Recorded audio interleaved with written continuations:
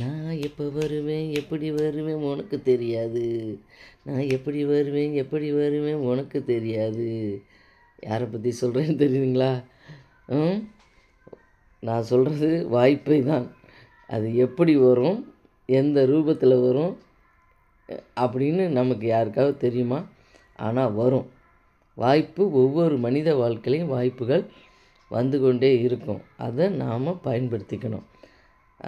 அது நல்லா உழைக்கிறப்ப வாய்ப்புகள் நல்லா வரும். அது வாய்ப்புங்கிறது நிலையானது கிடையாது. அது ஒரு தரம் வரலாம், 2 தரம் வரலாம், 3 தரம் வரலாம். ஒவ்வொருத்தருக்கு அது அப்படியே ஆல்வேஸ் வந்துக்கிட்டே இருக்கலாம்.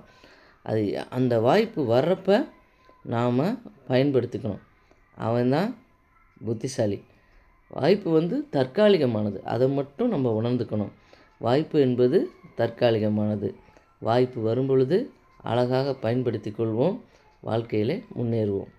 தேங்க்யூ.